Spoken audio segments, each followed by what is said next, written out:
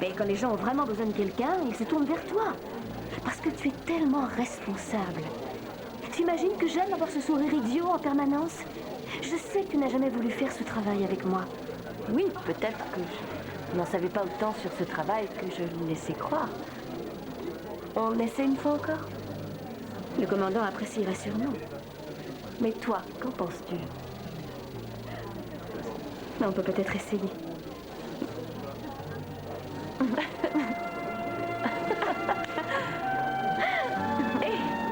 On dit parfois que l'ennemi que l'on connaît vaut mieux que l'ami que l'on ne connaît pas.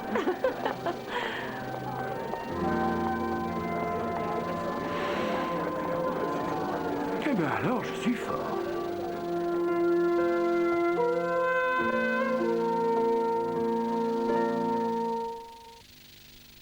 Avec Pierre-Yves Lorjou, c'est l'Auvergne qui est à l'honneur, avec des coussins de jambon d'Auvergne à la fonte d'Ambert. À tout de suite.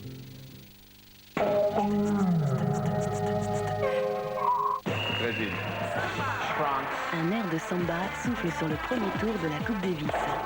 Avec Curten, Mélie Génie et le public brésilien comme principaux adversaires, les hommes de Guy Forget avec Cédric Pioline comme favori se lancent sur terre battue dans un premier tour très chaud. Coupe Davis, premier simple, vendredi 13h20 en direct du Brésil et sur France 3.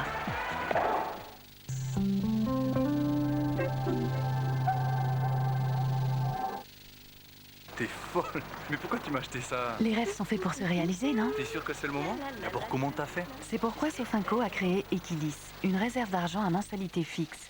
Partant pour rembourser 300 francs par mois, Sofinco vous prête 10 000 francs. 600 francs par mois, Sofinco vous prête 20 000 francs. Non, mais c'est vrai, t'es complètement folle. Pas tant que ça, c'est les soldes. Réserve d'argent Equilis, appelez dès maintenant Sofinco au 0800 101 102.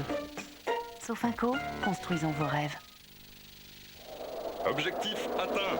Expédition L52, laboratoire Lenning, totale réussite. Tout va bien, ne prends pas froid. Pas de problème. Dès les premiers symptômes, je prends L52, un médicament homéopathique. L52 aide l'organisme à se défendre contre les états grippaux. L52 est un médicament homéopathique des laboratoires Lenning. Bricomania, enfin une série vidéo qui simplifie le bricolage. Plein d'astuces faciles et plaisantes pour tous. Et oui, une série de vidéos et de fiches pratiques qui feront de vous un as du bricolage. Vous voyez? Chez votre marchand de journaux, le numéro 1, la vidéo, les fiches et le fascicule au prix exceptionnel de 19 francs. Del Prado. Ce petit félin est en train de découvrir le sachet grande saveur de Whiskas. Un sachet fraîcheur qui permet de cuire ses ingrédients juste le temps qu'il faut pour préserver le meilleur. Vous lui offrez ainsi chaque jour le plus savoureux des repas.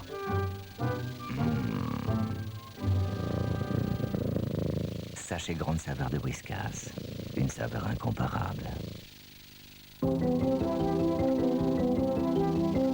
Construisez facilement le légendaire Cutisarc. Chaque semaine, chez votre marchand de journaux. Dans le numéro 1, les pièces de la maquette, les fiches techniques et le kit de montage pour 19 francs seulement. Del Prado. Lorsque j'étais enfant, à Gréoux-les-Bains, en partant le matin pour l'école, je cueillais toujours quelques brins de lavande pour la maîtresse et je passais me rafraîchir à la source. Aujourd'hui, j'y reviens chaque année pour retrouver cette douceur de vivre et entretenir mon capital santé. Entre mer et montagne, découvrez vous aussi comment, grâce au thermalisme, les affections respiratoires et les rhumatismes peuvent être traités en toute saison à Gréoux-les-Bains. Gréoux-les-Bains, votre remise en forme au cœur de la Provence.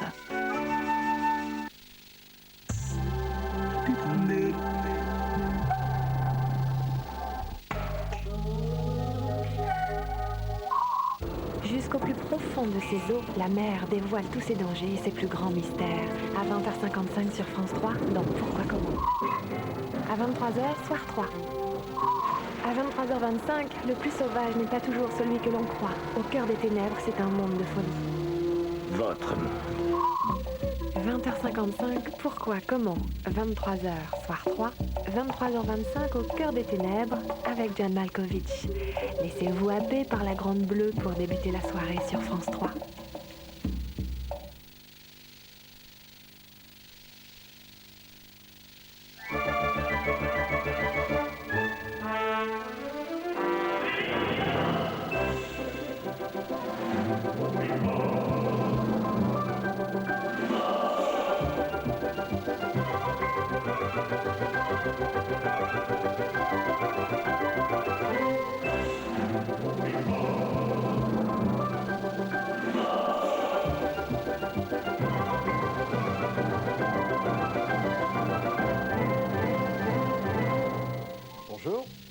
Aujourd'hui, avec Pierre-Yves Lorjou, le chef du restaurant Les Célestins à Vichy, nous vous proposons un subtil mariage des produits du terroir auvergnat qui lui a inspiré cette recette toast au jambon d'Auvergne et à la fourme d'Ambert. Mais avant, nous allons retrouver Pierre-Yves dans une fromagerie en plein cœur de l'Auvergne et nous allons le suivre pour savoir comment se fabrique et comment s'affine la délicieuse et authentique fourme d'Ambert. Donc là, on vient sur la fabrication de la fourme d'Ambert. Là, qu'est-ce qu'il est en train de faire, le gars là? Eh bien, le fromager regarde toujours dans sa main la grosseur du grain. Il faut que nous ayons un grain qui soit découpé, mais découpé très régulièrement. Sinon, on aurait une irrégularité dans la qualité après. C'est pour ça que on brasse en permanence, en fait. Voilà, il y a un brassage qui est assez long, mais toujours vérifié par le fromager. Donc le lait est rentré dans la nuit. Ensuite, il est mis dans la cuve. Il est chauffé et emprésuré. Et nous attendons le temps de coagulation, bien sûr. Et puis après, la découpe commence.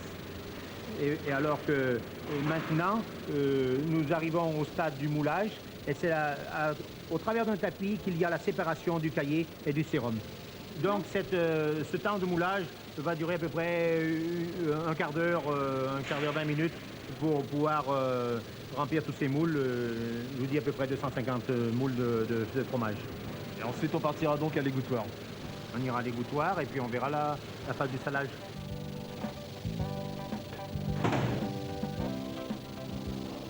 On est dans le séchoir. Hein. Là, il fait une température de 11-12 degrés. Et là, on sale la fourme d'Ambert par salage à sec. À sec. On le roule dans le sel fin. On le frotte. On le frotte un petit peu, voilà, pour enlever l'excédent. Donc, contrairement à la fourme de Montbrison qui, elle, est salée... Intérieurement, au moment du moulage. Hein. Donc, c'est un salage... La fourme de Montbrison, c'est un salage à chaud. Donc là, c'est un salage à froid. D'accord. Et uniquement extérieur. Uniquement extérieur, donc sous les contours du cylindre. Alors, on sale le lendemain, c'est-à-dire à J+1. On sale le fromage et on le remet dans le moule. Et là, on est à J+2, c'est-à-dire on resale le fromage après des moulages et on les met sur bâti en bois. Ici, nous apercevons la fourme de Montbrison qui a déjà pratiquement une semaine de fabrication. Et elle a déjà sa couleur qui commence à changer puisque nous avons une croûte qui commence à jaunir. Cette phase d'égouttage qui dure pratiquement une semaine, donc en 5 et 7 jours. Et c'est ce qui nous permet donc de terminer complètement l'égouttage et d'avoir la première différence de croûte. Pourquoi cela? Parce que nous égoutons dans des chenaux en bois et qui nous amène cette moisissure qui est très typée pour la fourme de Montbrison. Donc ici, nous apercevons de la fourme d'Ambert qui a 2 jours de fabrication et qui vient d'être salée. Donc nous avons une présentation qui, d'extérieur, présente la fourme beaucoup plus blanche que la croûte de la fourme de Montbrison. Alors Jacques, on est où là? Bien, nous sommes dans la salle d'égouttage Chenot, salle d'égouttage qui est propre à la fourme de Montbrison. La fourme de Montbrison. Et là, qu'est-ce qu'il fait là exactement là? Eh bien, pour le moment, il commence le retournement de ces fromages, puisque ces fourmes sont retournées 2 fois par jour d'un quart de tour, qui permet au fromage de rester rond, tout en éliminant complètement le sérum qu'il reste. D'accord. Et je vois là en fin de compte que ce sont des chenaux en bois. La particularité? Qui dit bois dit propriété d'absorber et de rendre l'humidité. C'est très important pour la fourme de Montbrison et c'est à partir de ces chenaux que nous préparons cette fameuse croûte orangée que nous retrouverons en fin d'affinage. La couleur et aussi le goût, ça joue sur le goût. Bien sûr, bien sûr. Nous voilà donc dans les caves d'affinage, c'est ça, hein, c'est la dernière étape. C'est la dernière étape, oui. Pour Là, on est sur la fourme de Montbrison, on est sur des bâtis en bois. Des bâtis en bois, oui. Donc on continue sur le bois. Mais je viens de m'apercevoir en fin de compte, et ça tu vas nous l'expliquer, que toutes les fourmes en fin de compte avaient des trous. Est-ce que tu peux nous expliquer exactement pourquoi? Alors pourquoi ces trous? Eh bien évidemment, la fourme, nous la piquons, donc avec des aiguilles, nous faisons une certaine cheminée qui permet à l'air de circuler et au pénicillium de se développer. C'est ce qui va permettre au bleu d'apparaître. D'accord, on est à combien de jours d'affinage là? Là, nous avons une trentaine de jours d'affinage. Une trentaine de jours, donc c'est bon, là, elle va être combien de temps avant qu'elle parte sur les marchés? Là, il va nous rester encore une dizaine de jours à attendre. Alors Jacques, là, on est dans la cave de la fourme d'Ambert. Tout à fait. Celle qui va me servir à faire mes coussins de jambon d'Auvergne. Voilà. Voilà. Ah, elle est bien moisie, vraiment, elle est magnifique. Elle commence à prendre sa croûte grise. Mais il lui manque 10 jours encore avant de quitter. Bonjour. On voit quand même la différence entre la forme de Montbrison. Celle-ci, elle est grise. Voilà, l'autre, elle est orange. Et l'autre, elle est orangée. Orangée. On va la sonder si on veut. Voilà.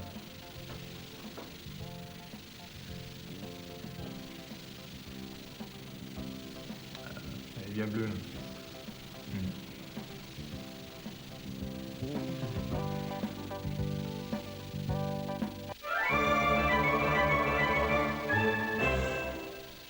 Alors, pour mettre en appétit, nous allons commencer par faire des coussins de jambon d'Auvergne à la fourme d'Ambert sur toast.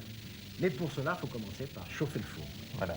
On va préchauffer le four donc à 250 degrés, donc pour toaster nos croûtons de baguette. Et Voilà. puis après, on peut faire la vinaigrette. Et on va démarrer par la vinaigrette. Mais quelle vinaigrette? Voilà. Une vinaigrette auvergnate? Une vinaigrette auvergnate. Alors, tu vas nous expliquer. Alors, je vais vous expliquer. Donc, on va prendre une cuillère à café de vinaigre de Xérès. Ça, c'est pas auvergnat, Xérès. Non, non, ça, c'est pas auvergnat. Ça sera sur la fin, enfin, à la prochaine manipulation. Parce que là, on est un peu dans le sud de l'Europe, là. Voilà. Une petite pincée de sel. Alors, toujours mettre le sel et le poivre dans le vinaigre pour le dissoudre. Voilà, un petit tour de moulin à poivre. Voilà, un bon tour de moulin à poivre. Un bon tour de moulin à poivre. En Auvergne, c'est vrai que vous êtes un petit peu... Non, c'est la réputation. Ouais, c'est la réputation qu'on a, on est un petit peu rapide, oui, c'est vrai, Ouais. c'est ce qu'on dit. Hein. Et là, une cuillère à café de gentiane. Ah, de la gentiane. De la gentiane. La gentiane, c'est une herbe qu'on trouve dans la montagne. Dans les plaines d'Auvergne. Oui? Oui, oui. On en trouve partout. Plus spécifiquement en Auvergne. Qu'en Auvergne? Oui, oui, tout à fait. Bien, alors, une cuillère à café de gentiane. Et on ajoute de l'huile. Mais quelle huile? L'huile de noix, spécialité de la région auvergnate. Voilà, là, on est vraiment dans le produit. Ouais. Hein. Tout à fait. Et c'est bon, l'huile de noix. C'est très, très bon. Mais il faut faire attention, l'huile de noix, il faut la conserver à l'abri de la lumière parce que c'est une huile qui rancit toujours très vite. Donc, il faut la mettre dans le placard au noir. Au noir. Et donc, nous allons remuer. On mélange. Et voilà. Alors, c'est une recette pour combien de personnes? Pour 4 personnes. 4 personnes. Oui. Et c'est pour mettre en appétit. Oui, c'est pour une mise en appétit. Donc. C'est une recette que tu fais chez toi? C'est une recette que je fais chez moi. Au restaurant ou à la maison? Oh, les deux. Les deux? Les deux, les deux. Maintenant, la vinaigrette est faite. Le four est mis à préchauffer à 250. On peut s'occuper des toasts. Voilà. Mais pour les toasts, on prend du pain baguette. On prend du pain baguette et nous allons donc les frotter. Alors on coupe 4 tranches comme ça, de cette épaisseur qui fait 1 cm. Environ 1 cm. Là c'est du beau pain parce qu'on voit les trous, les alvéoles. Voilà. En Auvergne, il n'y a que du bon pain en Auvergne. Ça c'est vrai. C'est réputé. Hein. Ça c'est vrai. C'est vrai que c'est une région où on trouve encore de bons boulangers. Oui, oui, oui. Mais Vichy, c'est l'Auvergne? Alors Vichy, c'est l'Auvergne. Oui, oui, c'est le nord de l'Auvergne. Normalement, bon, c'est la région du Bourbonnais. Oui. Mais c'est le nord de l'Auvergne. Alors on considère que c'est l'Auvergne. Nous, on n'est pas chauvin. Moi non plus. Pas du tout. Alors, on prend ces 4 tranches de pain. Voilà. Alors là, on a pris une gousse d'ail, non pelée, fendue en deux. Fendue par la moitié. On retire le germe parce qu'on n'en a pas besoin. Le germe n'apporte pas grand-chose. Non. Et on va les frotter à l'ail. Et nous allons les frotter à l'ail. Voilà. Alors sur chaque face ou... Sur chaque face. Et la croûte aussi, non? Et la croûte également. Quelquefois, on appelle ça des petits croûtons de pain, comme ça, mais peut-être un peu plus petits, des chapons, non? Ah, peut-être. Hein, dans la salade, non? Vous devez mais pas en Auvergne. Pas en Auvergne, non, non. Donc voilà. Donc il faut même une demi-gousse, ça suffit, mais on peut pas... Pour avoir une demi-gousse, il faut prendre une gousse d'ail entière. Voilà, même en Auvergne, tu vois.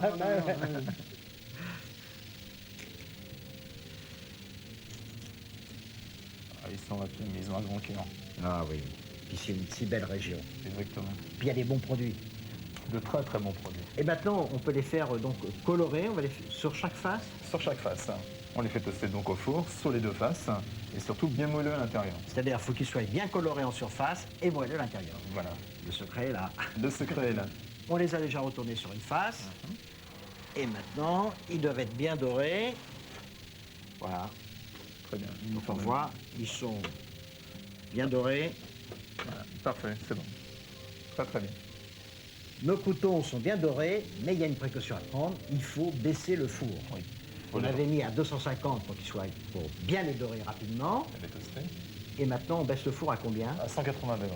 Parce que nous allons repasser la préparation finie dans le four à la dernière minute. Voilà, c'est ça. Là, nous avons pris 2 belles tranches de jambon, mais pas n'importe quel jambon, bien sûr, du jambon d'Auvergne, oui. et on les a coupés en 2. Voilà. C'est-à-dire, ça fait 4 demi-tranches de jambon. Très bien. Ensuite.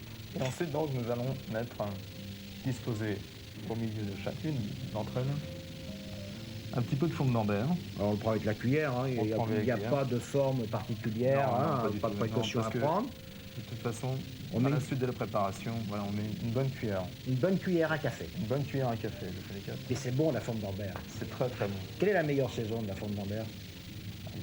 La meilleure saison, c'est au printemps.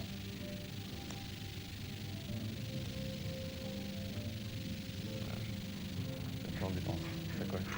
Ouais, mais c'est... On prend son temps, on fait ça délicatement. C'est pas dur à faire, ça. C'est pas... Non, non. Alors là, excuse-moi, on est en Auvergne, donc on prend du jambon d'Auvergne et on prend de la forme d'Ambert. Si on n'est pas en Auvergne, on peut prendre du jambon de campagne. Voilà. Et si on n'a pas de forme d'Ambert, est-ce qu'on peut prendre un bleu, bleu de Bresse ou un Roquefort un fromage bleu fait l'affaire. Un fromage bleu fait l'affaire, bien persillé, très bien. Mais, de préférence, il faut quand même prendre du jambon d'Auvergne et de la forme d'Ambert. Donc voilà. Nous avons terminé. Alors là, donc, il y a une bonne cuillère à café sur chaque tranche, voilà. demi-tranche. Demi-tranche de jambon d'Auvergne, oui. Et donc nous allons les plier. Alors, il y a un pliage particulier. Voilà, on donne une forme de coussin. Voilà. Et voilà. D'accord. Voilà. Donc, on ne voit pas le gras, on regarde bien, on plie. Voilà. Ça, les enfants savent faire, ça. À l'école, le pliage, tout le monde connaît. Voilà, oh oui. Donc, c'est enfantin. C'est enfantin. C'est difficile quand même de trouver des bons jambons de campagne. Hein. Le jambon d'Auvergne est bon, il n'est pas trop salé, c'est souvent le défaut. Il y a des régions, c'est le séchage qui fait le jambon. Voilà, hein. c'est Donc, ça. En Auvergne, on trouve du bon jambon. On trouve oui, et puis surtout de très très bonnes salaisons. Parce que du porc, on sait qu'il y a du bon porc. Hein. La charcuterie en Auvergne est toujours excellente.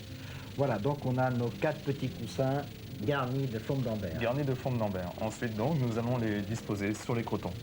Le four maintenant est à 180 degrés. On peut déposer les petits coussins sur les crotons de pain. Sur les crotons de pain. C'est ce que nous allons faire. Voilà. Alors, ça, c'est une préparation qu'on peut faire d'avance. Mais si on la fait d'avance, surtout, il ne faut pas la remettre au réfrigérateur. Non, surtout pas, surtout pas. Parce que le pain se détremperait. Donc, on peut le préparer à l'avance. Et au moment de les servir en amuse-bouche, avant le repas ou pour l'apéritif, on les passe dans le four. Et ensuite, donc, on les ressort et on va les servir bien chaud. On met la plaque dans le four. On met la plaque dans le four. Et donc, nous allons... Voilà. Et là, nous les laissons combien? 5 minutes. 5 minutes.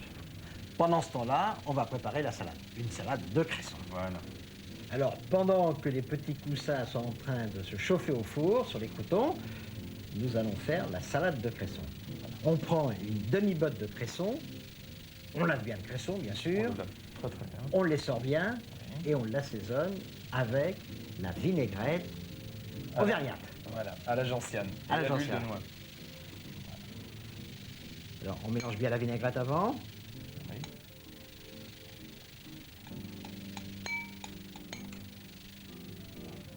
Quoique une vinaigrette qui n'est pas bien mélangée, c'est pas désagréable non plus parce qu'on tombe un petit peu sur le vinaigre.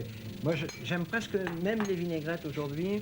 On met le vinaigre, on met l'huile comme ça, on met le vinaigre, de l'huile un petit peu, on trouve des goûts de vinaigre, d'huile, ça apporte une excitation. Comme hein.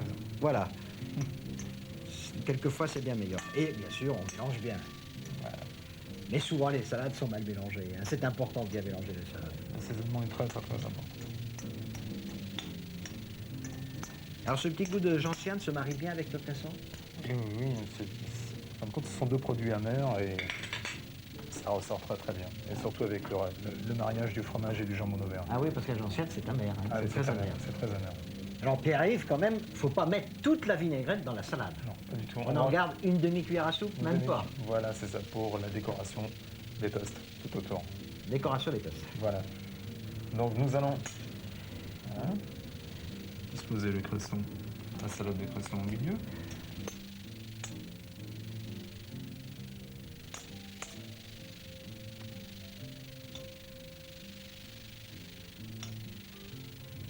met tout.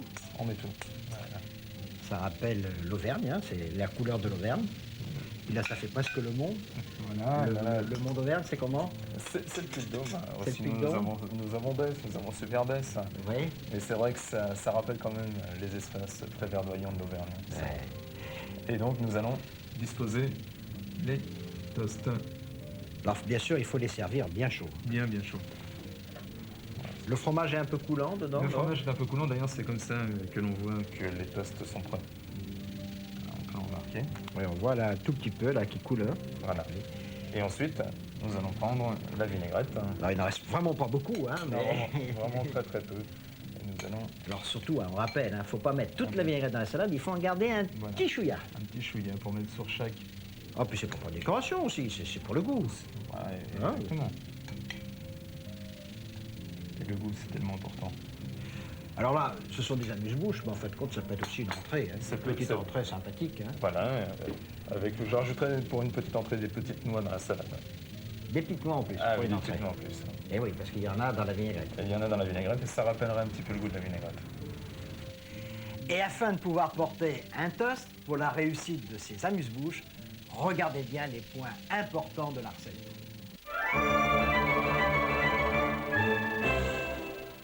Mélangez le vinaigre de Xérès avec le sel, le poivre, la gentiane et l'huile de noix. Mais il faut faire attention, l'huile de noix, il faut la conserver à l'abri de la lumière parce que c'est une huile qui rancit toujours très vite. Donc il faut la mettre dans le placard au noir. Coupez les toasts, fendre une gousse d'ail en deux et frotter les toasts d'ail. Faire colorer les toasts sur chaque face au four à 250 degrés. Couper en deux les tranches de jambon d'Auvergne. Déposer une noix de fourme d'Ambert au centre de chaque tranche. Plier et disposer les coussins de fourme d'Ambert sur les toasts. Ça, c'est une préparation qu'on peut faire d'avance. Mais si on la fait d'avance, surtout, il ne faut pas la remettre au réfrigérateur. Non, surtout pas, surtout pas. Mettre au four pendant 5 minutes à 180 degrés. Assaisonner la demi-botte de cresson bien lavée, bien la mélanger. C'est important de bien mélanger la salade. Servir les toasts chauds sur la salade de cresson.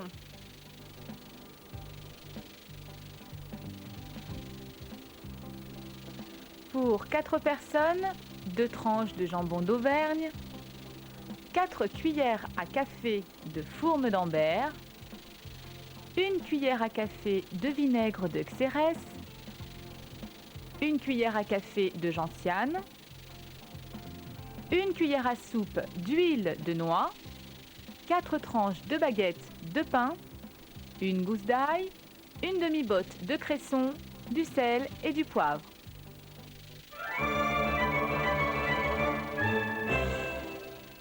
Alors Pierre-Yves, avec cette recette où le goût du jambon d'Auvergne se fond aux saveurs assez puissantes de la fourme, on est tenté de déguster un vin de la région, un 5% rouge qui s'accorde tout naturellement à ce plat. Mais on peut peut-être aussi choisir des vins blancs doux naturels tels que les muscats. Servi bien frais. Oui, alors là c'est important. Et le 5%, on le sert aussi frais? Tempéré, bien tempéré. C'est-à-dire à combien à peu près la température? Disons 15-16 degrés. Maximum. Grand maximum, oui. Et un vin blanc doux? Un vin blanc doux, on servira à combien? Disons à 10. Et quel est le prix, Pierre-Yves? 5 francs par personne. C'est superbe. Il ne faut pas se priver. Au revoir. Et bon appétit, bien sûr.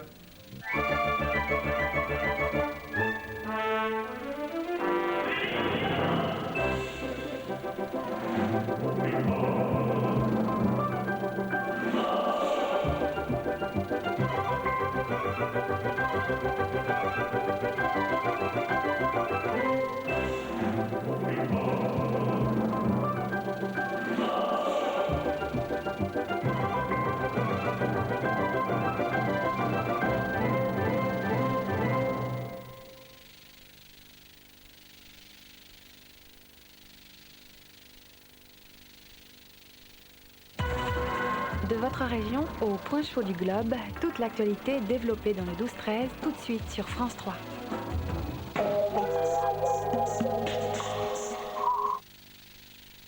Rendez-vous sur France 3 pour le film avec TéléZ.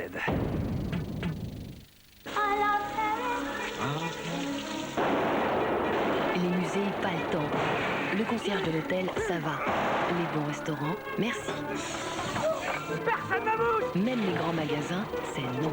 J'ai dit personne ne bouge! Et le zoo de Vincennes, déjà vu. Pour retrouver sa femme, Harrison Ford fait tout Paris à 100 à l'heure. Alors Paris, c'est bien. Frantic, jeudi à 20h55 sur France 3.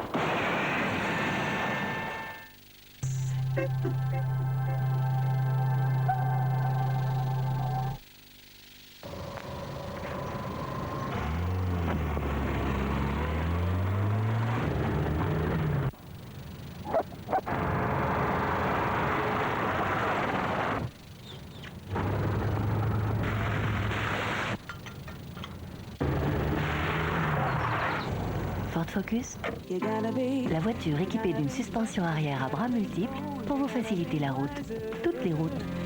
Ford Focus, si seulement la vie était aussi bien faite. En Auvergne, avec 11 stations thermales, vous êtes au sommet de la santé. Nulle part ailleurs, vous ne trouverez une telle diversité d'eau thermale pour répondre à autant d'indications médicales. Des établissements bien adaptés, des médecins spécialisés, un accueil personnalisé. En Auvergne, vous avez tout pour réussir votre cure. Alors appelez le 0800 406 406 pour recevoir gratuitement le guide Auvergne Thermale. L'Auvergne Thermale, c'est le don des volcans.